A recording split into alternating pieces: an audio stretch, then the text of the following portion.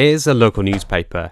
It takes hours every day to fill them up with stories, source some photos, place the ads, and whatever people want to have a moan about in the letters page. For some journalists, it's a big job with a lot of love, passion, and fulfillment of their career ambitions, while for some lost and drained souls, it's more of a job they do every day that they moan about and also pine after their shattered dreams of working at a national news outlet. In both fictional and non-fictional TV doesn't seem to nail what it's like to work in a newsroom and give a realistic representation of journalism.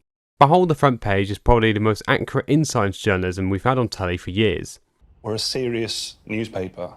We are the most trusted newspaper in Britain. And you want us to write for you? Well, I don't. You want to. The Sky Max series stars 12-year-old Josh Widdicombe and Daily Mail favourite Nish Kumar as they go on work experience in local newspapers. Every episode, the pair would spend a week in a newsroom with one goal: get a front page. And what do you think our chances are of getting the front page? 0. None. No chance at all. OK, thank you. Or in one episode, get a fuckload of page views and the horn. 20,000. You could toot the news horn. What the hell just happened there? When you hear that sound, you know you've done well. But to do this, they must impress hard-to-please editors who are being billed as if they are end-level boss battles. The Yorkshire Post's James Mitchinson has the demeanour of a bemused bouncer around a busy nightclub. Sussex editor Gary Shipton is a disappointed dad, while Neil McIntosh comes across as Scotland's most passive-aggressive man. Farming Life editor Ruth Rogers, meanwhile, is a friendly auntie who would offer you her special biscuits whenever you popped over for a chat, or just pay for your drinks at a family wedding. What unfolds in all the episodes is what can only be described as the most chaotic work experience you can expect. This is off the timing!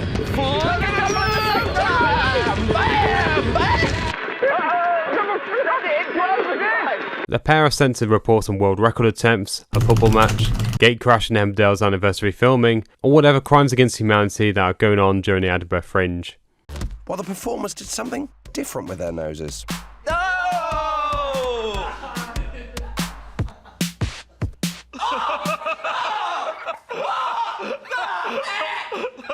Didn't floss your head with a condom. You can push things further. Outside the prattling around, they soon discover that journalism is actually quite difficult and stories just don't land on your plate. In its first episode in Blackpool, the pair have to do the dreaded Vox Pop to speak to members of the public to learn more about the issues that locals care about.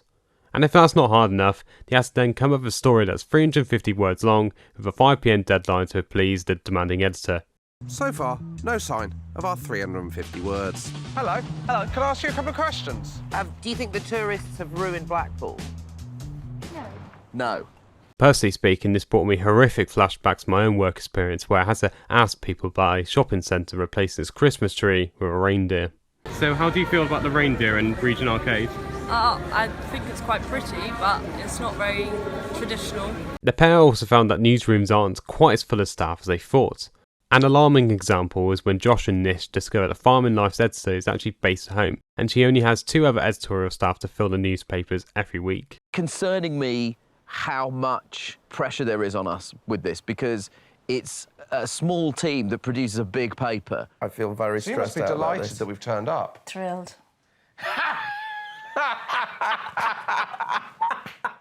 It's moments like these where Hold the Front Page lightly addresses the problem of small newsrooms with massive workloads, but I wish the series had explored this issue a lot more. Maybe this is the production staff not trying to rub up their publishers the wrong way, but I have noticed that Josh and Nish discuss this in interviews, and I'm glad it's been addressed. Because they don't have the funds to have a newsroom. Well, yeah, it's just tight. It's just like, there's not many people. You've just got to cut every corner to make these things work. Do you know what I mean? And I think even when you went to newsrooms, you would see lots of empty seats. They've obviously got these big rooms that, they've got smaller staffs than they maybe had when they moved there 15, 20 years ago or whatever. And it's incredibly difficult for these things to run at a profit. They're trying to adapt to the internet, and that's obviously a big thing. I have noticed in Series 2 that there is a lot more focus on journalism and there's a difference in style and presentation. Many journalists watching this series can relate to Josh and Nish's antics as they try to get some exclusive stories. Many can see themselves in the pair as they struggle to find the flair for a 1200 word feature, struggling to file a story by deadline, or filing a news story while sat in a car. Nish, there's loads of bees up here! Why does he keep shouting there's loads of bees? I mean, I can't live blog. Our reporter on the scene said, whoa, there's loads of bees. Oh, Jesus! Ah! Loads of bees! Okay, here we go. I guess this is going on the live blog. Our reporter has observed there are loads of bees. There is a keen focus by the production and newspapers editors to get Josh and Nish out of the newsroom and in the real world, doing high-octane stories that some journalists can only dream of.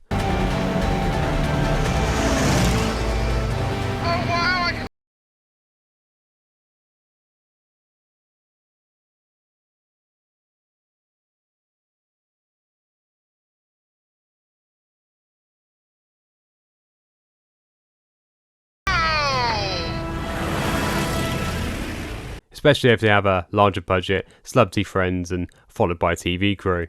It's moments like these that Hold the Front Page gets distracted, a bit like a dog spotting a squirrel while on a walk, and the production have to wrestle the focus back onto journalism.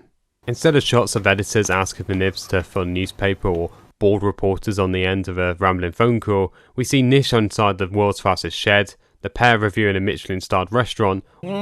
Yes. Can you write that? What's in it? Cod. Cod. And then there's a sort of potato thing at the top. Are you kidding? Can you smell it? Maybe that'll give you something. It smells fishy as hell. You're not a detective. Or just chasing after Boris Johnson. It's a fucking motorcade! It's a motorcade! It's a motorcade! It's a motorcade! Go! Nish, shout a question! I'll take photos! You fucking No, Nish, don't! How does it feel? You paid what people died, you piece of shit! No, Nish! You Fucking Josh and Nish were never likely going to get clearance by Downing Street to cover the visit, and the Blackpool Gazette would have sent a more reliable reporter there anyway. But never mind, let's just watch two comedians look like sex offenders peering into a playground.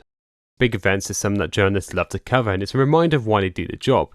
Not because they want to get pissed out of Vineyard, but for the strong human stories, the feel-good stories, or just writing up some mad shit. But just when we thought we definitely weren't going to be sacrificed, You seen this? It's not ideal. things went a bit medieval.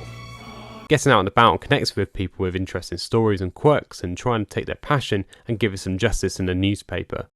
Every episode ends with a segment where Josh and Nish check to see whether or not they've made the front page. Some episodes it ends on a bum note with no front page, yet other times they are thrilled to make the front page. Ready? The big reveal. Oh my God! It's me! Oh my God! The sky's the limit! Yes! You made the front page! Josh Widdicombe meets daredevil pensioner at Goodwood. Comedian Nish Kumar uncovers fishy tale at the Arundel Lido. You're obviously just one of those things like what's inside, so that doesn't really count. It's scenes like these where they are genuinely thrilled and delighted to see their work given top bill in the newspaper. The first series does end on a quite nice note of showing why journalism matters and why local newspapers are worth looking after, even though they might occasionally get it wrong. Now, as a local journalist, you probably would be interested to hear my honest views about the series. I could sit here and nitpick how the LARPing story is a prime first-person piece, a story on filming for Landscape Artist of the Year would have attracted thousands of page views online, or how the Amazing Wrestler story should be within the first 5 pages of the newspaper. But I honestly feel Hold the Front Page is good insight into local journalism, how reporters source news and work to varying deadlines while juggling a load of other stories. We see how journalism isn't just writing, it's now taking photos and video, filming Facebook Lives, going the extra mile for the story, investigating big cat stories, or just being involved in people's lives. Loves Kathy. What an incredible woman. What an amazing thing to do. Come on, missus. She got bitten by one ferret and it changed her life. Like Spider-Man, but different, because it was a ferret. For non-journalists, I hope they see that journalism is actually quite a difficult job and not just copying press releases or just stuff they've seen on social media. Viewers can see the pressures of hunting for stories, what it takes to package together a story, or while meeting deadlines, or how scary editors can be. This series also addresses misconceptions around journalism and why local journalism really matters. Out of interest, I looked up some reviews online just to see what the general consensus is. Among journalists, it's generally positive, but points out 1 or 2 issues of the series. But the response among viewers is, well, mixed. Don't hold the front page? Give this man a job on a sub's desk. The second series of Hold the Front Page is currently airing on Sky Max and all its episodes are on Sky Go. Worth checking out if you need some easy watching after binge watching Baby Reindeer or a true crime series. If you want to watch something else that's related to journalism, here's something on why ads on news sites are terrible, and also how you can become a journalist, or something else you might be interested in.